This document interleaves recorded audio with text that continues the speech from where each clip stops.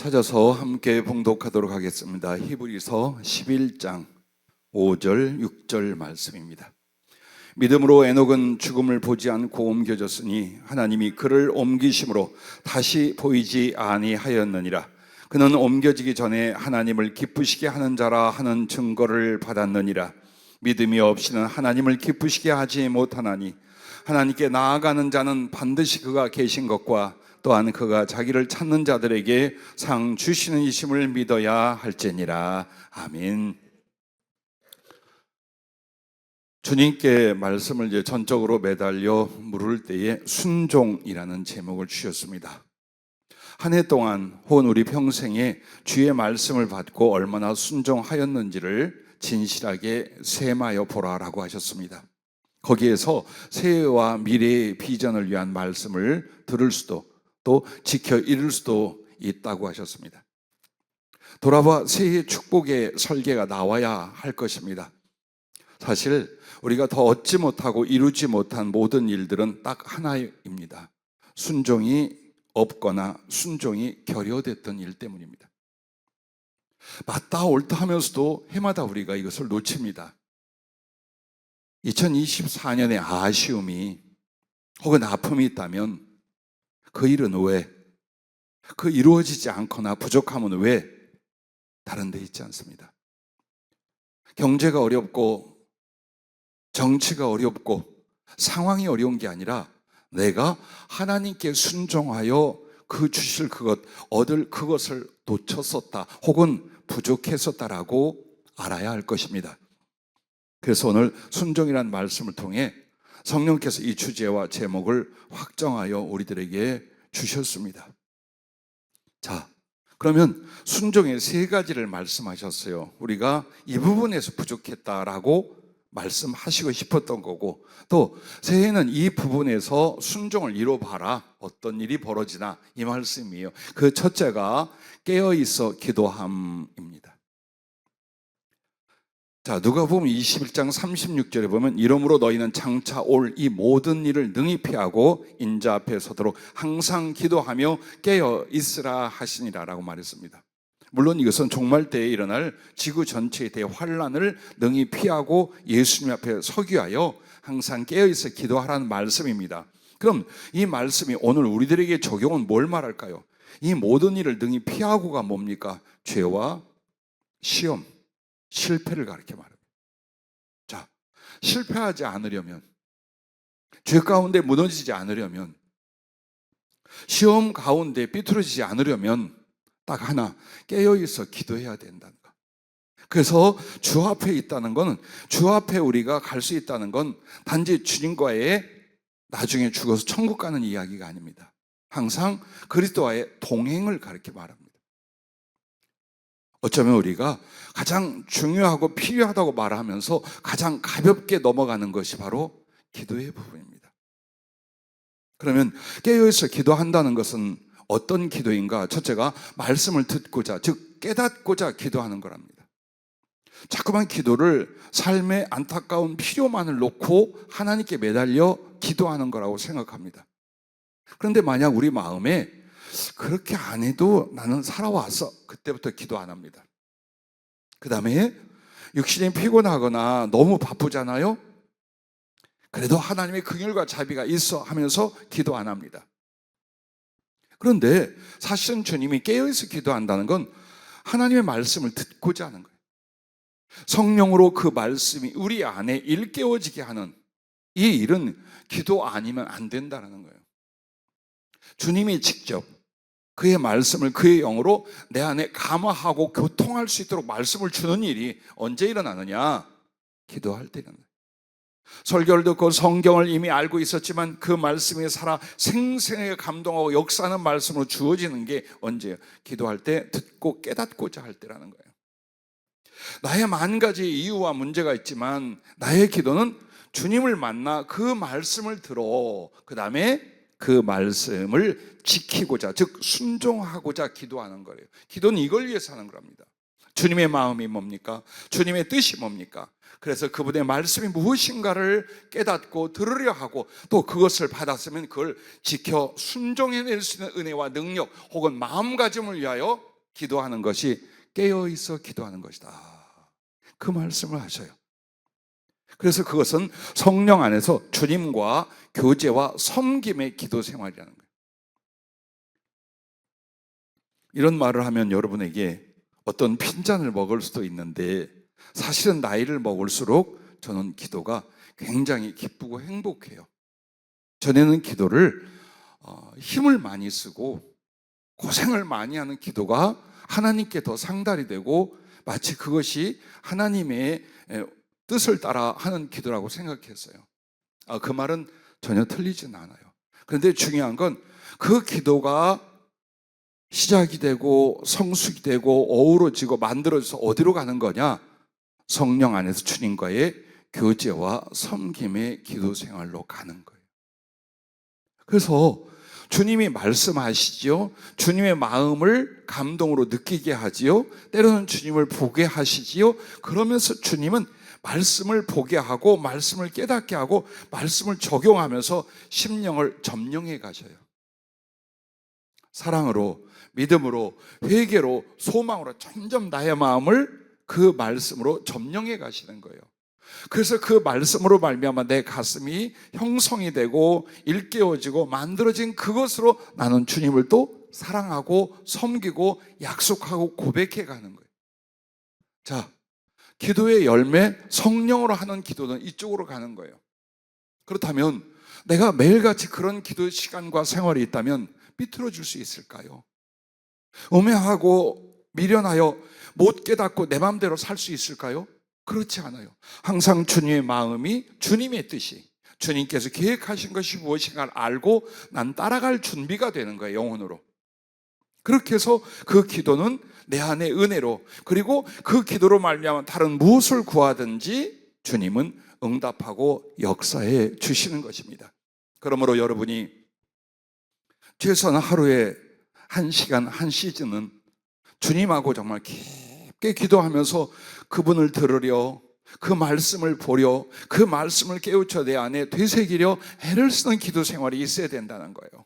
그리고 그 말씀을 깨달았습니까? 들을 수 있었습니까? 다시 기억했습니까? 그러면 그 말씀을 내 안, 그리고 나의 삶에 순종하고 적용하기 위하여 더 기도하는 거예요. 그러노라면 이미 주님 말씀과 나의 마음이, 그의 성령과 나의 영혼이 서로 교제하고 교통하기 시작해요. 그래서 이것은 사랑의 교제이며 주를 받들어 섬기는 것이 돼요. 그런데 이 기도를 빼고는 주님이 그러셔요. 어느 누구도 그 이상의 사랑을 주님께 드릴 수가 없대요. 드릴 수가. 돈으로, 몸의 수고로 절대 그걸 주님이 원하는 게 아니랍니다. 이런 표현을 하시는 거예요. 네 아들이 아빠한테 해주려고 1년, 2년, 3년 해외에 나가서 멀리 가서 죽어라 고생해서 돈을 좀 벌어서 옷도 사고 먹을 것도 좀 준비해서 그렇게 갖다 주는데 너는 어마어마한 부자라, 아무것도 부족함이 없다. 그럼 네 아들의 그렇게 하는 걸 기뻐하게 하냐? 아니면 와서 얼굴을 보여주고 품에 가슴을 안고 그 품에 있는 걸 기뻐하겠느냐?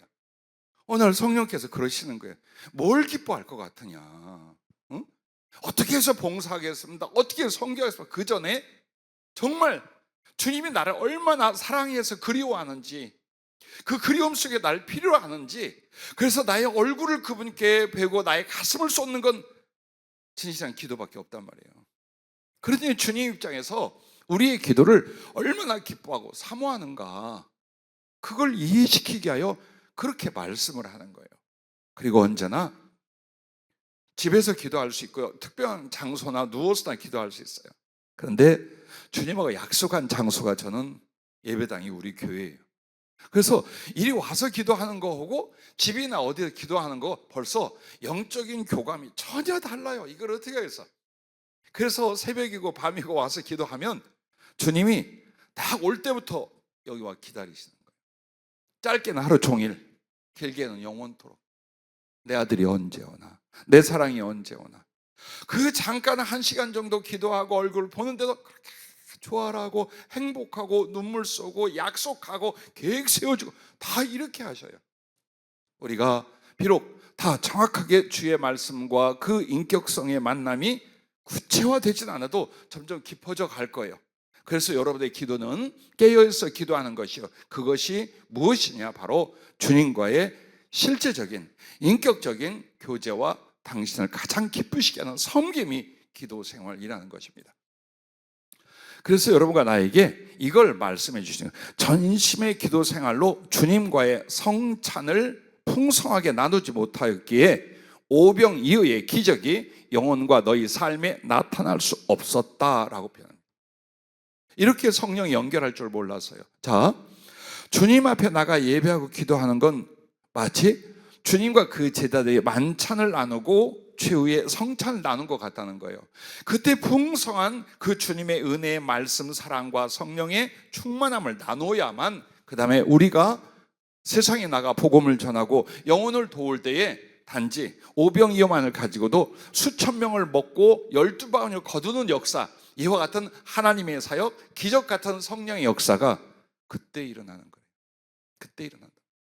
즉 한마디로 우리의 원천이 뭐냐? 주님과 나는 성찬이라 그 말이에요. 그게 없어. 그게 없는데 우린 사람들에게 퍼주고 나눠주고 사람을 살리겠다고요. 안 된다라는 거예요. 오병이의 기적은 절대 안 일어난답니다. 그래서 그 오병이의 기적과 사역은 어디서 오느냐? 주님과 단둘이 나눴던 그 사랑의 성찬, 그 기도 속에서 이루어진 그 사랑의 만찬의 풍요로움을 가지고 그 기적을 이루고 그 사역을 이루는 것이다. 그러므로 새해 여러분과 나의 회개와 작정과 주님을 향한 사랑의 첫 번째는 깨어서 기도하십시다. 할 수만 있거든 주의 전에서 기도합시다.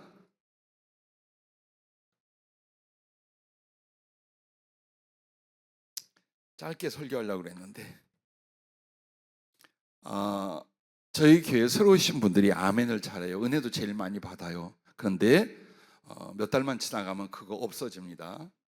왜냐하면 옆에서 다른 사람 아멘하고 기뻐하고 막 그 은혜의 표현, 하나님께 영광 돌리는 걸 옆에서 잡아먹어요. 어떻게 함으로?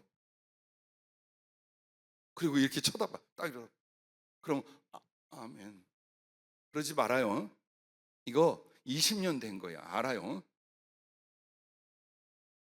자, 두 번째는 우리가 주님 앞에 회개할 이 부분이랍니다. 말씀 따라 성숙함. 한마디로 영혼의 성숙을 이루는 것, 이 순종을 해야 된대요. 그럼 이게 순종이라고 말하는 거 뭡니까? 절대적인 주님의 명령이라는 거예요. 깨어 기도하는 것과 말씀을 따라 우리가 성숙해지는 건 나의 선택이 아니라 주님의 철저하신 명령이라는 거예요. 자, 히브리서 5장 12절부터 보면 이런 아픈 말씀이 있어요. 때가 오래되었으므로 너희가 마땅히 선생이 되었을 터인데, 무엇에 대하여? 하나님 말씀에 대하여.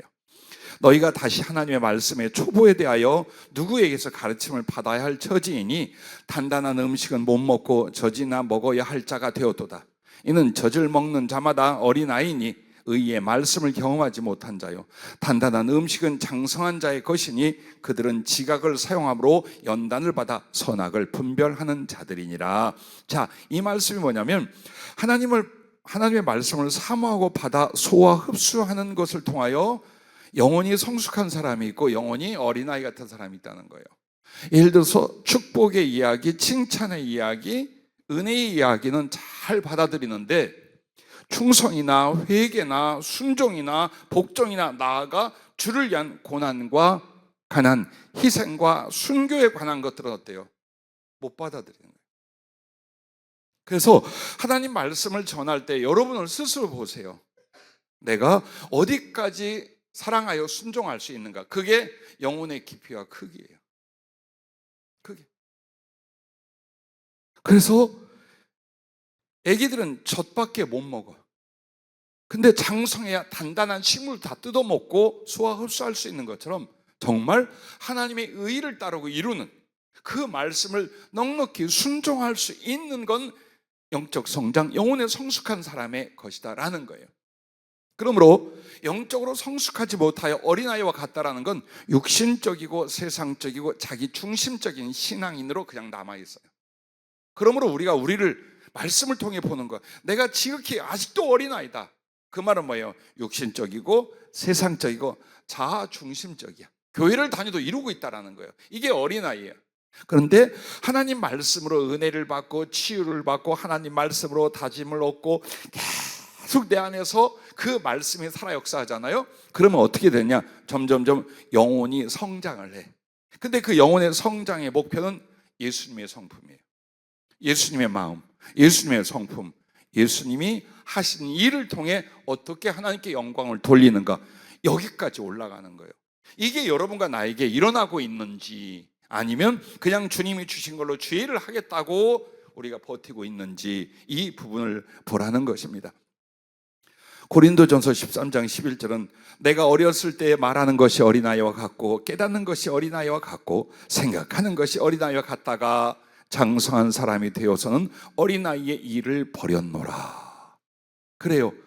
내가 신앙이나 인격관계, 삶 속에서 나의 말하고 생각하고 행동하는 게 앞에서 말하고 순육신적이고 세상적이고 자기중심적이면 지금 어린아이의 말, 어린아이의 생각을 하고 있다는 거예요. 그러나 예수님 안에서 장성한 영혼은 어때요? 그 어린아이 일들이 의미가 없어. 그렇게 안 살아. 그 가치관이 아니에요. 사랑할 수 있으며 믿음으로 나아갈 수 있으며 하늘과 땅에 그리스도의 생명과 사랑을 나의 희생을 통해 얼마든지 나눠주는 이 거룩한 기쁨과 삶으로 성장해 가게 하는 것, 이것이 말씀 따라 영혼의 성숙이에요.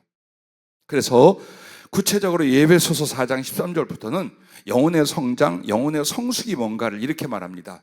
우리가 다 하나님의 아들을 믿는 것과 아는 일에 하나가 되어 온전한 사람을 이루어 그리스도의 장성한 분량이 충만한 데까지 이르리니 이는 우리가 이제부터 어린아이가 되지 아니하여 사람의 속임수와 간사한 유혹에 빠져 온갖 교훈의 풍조에 밀려 요동하지 않게 하려 함이라. 오직 사랑 안에서 참된 것을 하여 범사에 그에게까지 자랄지라. 그는 머리니 곧 그리스도라. 그렇습니다. 하나님의 진리나 말씀이나 인격과 성품과 삶의 방식 안에서 어린아이는 어때요? 매일같이 세상이나 환경이나 사람에 의해 좌우되고 뒤집어지고 엎어진다 이 말이에요. 그게 어린아이야. 그러면 주님 안에 장성한 영혼은 뭐냐면 하나님을 아는 것과 믿는 것. 근데 여기서 아는 건 지식이 아니에요. 사랑하는 부분이에요. 하나님과 사랑을 통해 경험으로 아는 거예요. 그리고 믿는 건 순종하는 부분이에요. 그래서 이 말씀의 원뜻은 하나님과의 사랑의 깊이와 그러므로 그 사랑에서 우러난 그 순종, 이걸 통해서 영혼의 장성, 예수 그리스도의 장성한 분량까지 성장해 간다는 거예요. 그리고 이것을 다시 한번 말하면 이거예요. 사랑 안에서 참된 것을 행하여 예수 그리스도까지 성장해 가는 거다. 그게 성품과 행위에 대한 말이에요. 즉 어떤 일을 하든지 사랑을 선택할 수 있다면, 이것이 하나님 앞에 사랑이라는 걸 선택하여 그걸 삶으로 옮겨감으로 여러분은 예수님의 장성한 분량까지 성장한다. 그걸 가르쳐 준 거예요. 그래서 여러분의 영혼이 정말 갓난아이 같이 혹은 생명을 얻었는지 못 얻는지 모를 상태로 교회를 다닐 수도 있고, 혹은 예수 그리스도를 많이 닮아 아주 성숙하고 장성한 영혼, 그 영혼 안에 있는 인격성과 성품과 신앙이 될 수도 있다라는 거예요. 그러면 어떻게 해야 될까요? 영의 성숙이란 먼저 주님을 아는 것과 사랑함의 깊이와 높이의 장성함을 말하는 거예요. 다음은 사람을 사랑하는 인격과 성품의 너비와 길이의 성숙함을 말하는 거예요. 그래서 하나님을 향한 사랑, 그 사랑의 깊이와 그 다음에 그 사랑이 사람들에게 어떻게 인격적인 사랑으로, 섬기는 사랑으로 나가는 넓이가 되느냐, 이것이 영혼의 크기, 장성한 영혼인지 파리하고 쬐끄만 아이 같은 영혼인지 이게 결정이 되는 거예요. 그래서 주님이 새해에는 기도 부분하고 말씀을 따라 뭘 하라고요? 심령과 영혼의 성숙을 이루어봐라. 제발 내가 원하는 게 그걸 한다 아이들아. 이렇게 주님이 말씀하고 계신 거예요. 그래서 영혼의 성숙은 어떻게 일어나느냐? 그리스도를 닮기 위한 사모함으로 말미암습니다. 여러분의 신앙의 목표, 인생의 목표를 어떻게 예수님을 배우고 닮아갈까? 여기에 두는 사람은 빠르게 온전히 성장을 해요. 근데 신앙의 목표를 세상에다 두어. 세상의 일, 심지어는 우리 주의 종들과 사명자들이 명심해 사역이 아니에요. 사역의 삶의 이유를 두는 게 아니에요. 사역은 나의 영혼을 하나님께 성숙시켜 드리기 위한 방편과 방법이지 사역이 목적이 아니에요. 즉 여러분도 돈 벌고 잘 살아서 그걸로 구제하고 혹은 뭐 선교를 한다, 이게 목적이 아니에요. 그런 일들을 통하여 나를 예수님을 닮은 성숙한 영혼으로 만드는 것, 이것이 목적이에요. 그걸 놓치면 안 되는 거예요. 그래서 그 사모함으로 말미암는데, 그 사모함은 말씀을 기뻐하고 그 말씀으로 자기 영혼을 주 뜻대로 세우려는 기도와 노력 위에 성령의 감화와 부어주신 열매로 이루어지는 줄로 믿으시길 바랍니다. 그래서 오늘 여러분과 내가 이걸 명심을 해야 돼요. 영적으로 영혼이 장성하지 못하고 어린아이 같잖아요. 그럼 맨날 보채고 떼쓰고 방황하고 헤매이고 울고불고 이래지는 거예요. 즉 행복이란 거룩한 진리의 지식과 소망이란 안 일어나는 거예요. 맨날 이 현실, 이 육신, 이걸로 살아. 그런데 그렇게 여러분이 영혼이 어리다 그러면 이제 제일 큰 문제가 뭐냐? 예수님의 신부는 될 수가 없어요. 이 말은 예수님과 진실하고 온전한 사랑은 절대로 이룰 수가 없다라는 거예요. 왜? 아이가 어떻게 시집을 가? 그러므로 이 말이 에스겔서 16장에 나와요. 어느 누가 나와가지고 실어서 깐난에 핏덩이를 갖다 버렸어요. 대출도 다르지 않고 피도 씻어주지 않고 강보에 싸져 갖다 버렸어요. 그래서 지나가던 왕이 그를 데려다가 씻기고 치료하고 했어요. 이게 예수님이고 이게 이제 우리들이란 말이에요. 근데 이 갓난아이 어린 상태로는 주님의 치유와 양육은 받을지언정 예수님과 사랑은 절대로 할 수도 없고 알지도 못한다 이 말이에요. 그런데 그게 이제 에스겔서 16장 8절 상반절에 하면 13절 하반절에 가면 그 아이가 이제 성장을 합니다. 아이가 성장을 해나가요. 그래서 그 8절과 13절에 내가 네 곁으로 지나며 보니 네 때가 사랑을 할 만한 때라. 이제 성장을 한 거예요.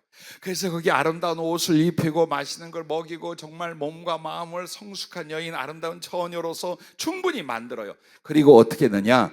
왕후의 지위에 올랐느니라. 즉 왕 대신 주님의 왕비가 되게 한 거예요.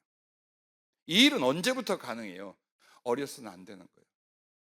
영혼과 신앙, 성품의 어린아이들은 절대로 예수님의 사랑을 알지도 못하며 주님과 사랑의 깊이와 실제를 이루지 못해요. 못 이루어요. 누구만? 영혼이 장성한 사람. 아이가 처녀가 되고 처녀가 신부가 되고, 그러므로 그 신부를 왕 대신 주님이 사랑의 왕으로 세우는 일이란 말이에요. 그걸 위하여 우리들더러 말씀으로 영혼의 성숙을 이루라, 이 명령을 주셨습니다. 자, 마지막으로 세 번째로는 사랑으로 복음을 전함, 여기에 대한 순종이에요. 마태복음 5장 16절에 보면 이같이 너희 빛이 사람 앞에 비치게 하여 그들로 너희 착한 행실을 보고 하늘에 계신 너희 아버지께 영광을 돌리게 하라라고 했어요. 그럼 여러분과 나의 착한 행실은 무엇입니까? 선행을 하는 거예요. 근데 그 선행은 어떤 걸까요? 남에게 직접적인 위로와 도움을 주는 것과, 그리고 그것이 나아가 완결편이 뭡니까? 영혼을 구원할 복음을 전해주는 거예요. 이게 선행이에요. 이게 착한 일이에요. 그런데 여러분, 이 사랑의 일들, 즉 착한 선행과 복음은 절대로 나누어지지 않아요. 아마도 우리가 지나간 날 여러분이 남들에게 좋은 사람, 선한 사람, 사랑할 만한 사람, 우정을 나눌 만한 사람을 인정받지 못했음에도 내가 전도할 수 있었더라, 혹은 그들에게 복음을 전하여 그들을 변화시켰더라. 없어요. 절대 안 일어나요. 절대 안 일어나요. 그러면 언제 충분히 이 사람을 보며 호감을 갖고 마음을 열고, 그리고 그 사랑이나 그 의로운 관계에 대하여 인정을 할 때, 그리고 나면 이 사람이 왜 그래? 저 사람은 왜 착한 사람이고 저 사람은 왜 나를 아끼고 돕는 사람일까? 예수 믿는 사람, 주찬양교회 다녀. 아, 목사님이래. 그러면서 어떻게 될까? 우리가 가진 신앙과 복음, 그 뒤에 하나님을 어때요? 바라보게 되는 거예요. 바라보게. 여러분과 난 그걸 먼저 해야 돼요. 구제해야 돼요. 도와야 돼요. 착하고 친절해야 돼. 이 모든 일들이 뭐냐? 그것으로 말미암아 하나님께 인도하는 빛이요 길이 되어주는 거예요. 이걸 여러분이 순종하라는 거예요. 그래서 1년을 또 그저 산이라고 애쓰고 몸부림쳐서 삼가하고 조심하고 저축하고 하지 말고 그냥 섬기고 사랑하고 좋은 사람이 되세요. 그러면서 그들 가슴 속에 거룩한 호기심이 일어나게. 왜? 교회가 뭐길래? 예수 믿는다는 게 뭐길래? 하나님이 누구시길래 저 사람들은 저렇게 행복하면서도 남에게 선하고 좋은 사람일까? 이게 여러분이 전하는 복음이에요. 성경 구절 몇 구절로 하는 게 아니에요. 이걸 우리가 우리나라에서와 해외에서 하는 거예요. 해외에 가서 전도지 뿌리는 게 아니에요. 그리고 실컷 선교지 여행하고 돌아오는 그게 선교가 아니에요. 거기 가서 먹을 걸 주는 거예요. 입을 걸 주는 거예요. 아픈 사람을 치료하는 거예요. 어린아이들을 보듬어 주는 거예요. 학교를 지어줘 주는 거예요. 혹은 좋은 문화를 소개해 주는 거예요. 도서관을 세워주고, 자, 그렇게 하고 그냥 오면 돼요. 그러면 그들은 물을 거예요. 왜 우리한테 그렇게 합니까? 아, 우리는 하나님께 이미 사랑과 은혜를 받았기 때문입니다. 이것이 복음이에요. 불신 지옥에 갈 것들아 가서 때리는 게 아니에요. 그러므로 우리들의 그 주님께 영광 돌림과 아름다운 성숙과 함께 뭐가 일어나요? 영혼 구원과 영혼을 위로하는 역사가 같이 일어날 줄로 믿습니다. 그래서 여러분과 나에게 주님이 이 이제 말씀을 해요. 사랑은 주님의 생명과 임재의 활동이다. 그래서 그 사랑의 3요소는 기뻐하며, 즉 상대를 기뻐하며 주고자 하며 주께 영광 돌리고자 함이라, 이렇게 표현을 하시는 거예요. 즉 사랑은 누군가를 기뻐해요. 아유, 꼴 보기 죽겠어요. 아이고 좀 안 보였으면 좋겠. 절대로 이건 사랑이 아니에요. 사람을 기뻐할 수 있는 거예요. 기뻐하다 못해 이제는 어때요? 주고자 하는 거예요. 그리고 나서 그를 기뻐하고 그에게 나눠 줬는데 내가 말이야, 내가 했거든, 보람이 있어, 이게 아니에요. 그걸 통해 하나님께, 그 사랑과 은혜를 주신 하나님께 영광을 돌리려고 하는 거예요. 이게 예수님의 사랑, 하나님의 사랑이에요. 여러분과 나에게 어떻게 구원을 얻고 하나님 생명이 있느냐? 사랑을 하면 생명이 그 안에 있는 거예요. 하나님이 우리 안에 와 계신 거예요. 그런데 너무 바쁘고 힘들어서 사랑이 뭐고 우리부터 살자, 그 안에 하나님도 그분의 생명도 없다라는 두려움을 우리가 가져야 돼요. 자, 그리고 또 주님은 이런 말씀을 하셨어요. 그리고 이 사랑의 완결은 그 영혼을 구원받게 합니다 라고. 예, 여러분 정말 예수님 때문에 사람을 사랑하기 시작하잖아요. 그럼 결국 어디로 가는 줄 알아? 살려야 돼. 오늘 빵을 주었어요. 옷을, 추운 사람이 옷을 한 벌 줬어요. 절대로 그걸로 만족 못해요. 절대로. 나는 처음 어머니를 교회 나간 지 만 1년 되는 날 교회로 모시고 나왔어요. 내가 예수님을 만났는데 가장 마음에 걸리는 게 연로하시고 언제 떠나갈지 모르는 우리 어머니예요. 한평생 자식 위하여 막둥이에 모든 걸 다 바치고 지금도 내 병 고치겠다고 그 전방 지역에 와서 조그만 장사라고 했어요. 김치찌개, 빈대떡, 막걸리, 기타 등등. 그거 모아서 아들 병 고치겠다고 하고 계신 거예요. 근데 이 아들이 어느 날 확 뒤집어지더니 예수의 교회에 미쳐버렸어요. 그래서 어머니 근심이 이제 더해지기 시작을 했어요. 근데 어머니가 코도 안 골고 주무시면 행여 숨이 멈췄을까봐 자다 말고 어머니를 더듬었어요. 이마 더듬어보고 코에다 더듬어보고, 그러다가 칵 하면 볼에다 뽀뽀를 쫙 해주고 가슴에다 손을 내어 기도해요. 주여, 우리 어머니 예수 믿고 구원받게 하옵소서. 정말 어머니만 내가 만난 예수를 만나 구원을 받는다면 난 죽을 수 있었어요. 그래서 1년 내내 새벽기도 철야기도하고 마지막에는 40일 동안 산에 올라가 새벽 5시까지, 11시에 올라가 새벽 5시까지 1분도 안 쉬는 부르짖는 기도를 했어요. 영하 20도 내려가고 있었어요. 경기도 연천 지역에. 그걸 방한복도 없어요. 오리털이니 거위털이니 없었어요. 몇 개 추리닝 위에 뭐 치고, 그리고 그렇게 부르짖고 기도하고 내려왔어요. 그리고 마지막 일주일 남았어요. 40일 철야 기도가. 그때부터는 금식을 들어갔어요. 금식하고 처리하고 금식하고 처리하고 거의 죽을 것 같아서 쓰러지면 못 일어나. 그런데도 가슴에 한이 맺히는 거예요. 우리 어머니 어떡할까? 우리 어머니 어떡할까? 응? 우리 어머니 저러다 가시면 어떡할까? 그렇게 해서 그 기도를 마치고 어머니가 교회 나가고 내가 맡았던 청소년들이 7명에서 58명이 교회에 등록했어요. 그 시간을 보내고. 사람을 살리는 일은 자기 희생 없이는 안 돼요. 정말 약간의 선한 일이 아니에요. 사람을 살리는 건 내 목숨과 바꿔야 될 일이에요. 그 각오와 그 실천 없이는 여러분의 인생이 낭비는 될지언정 사람 못 살립니다.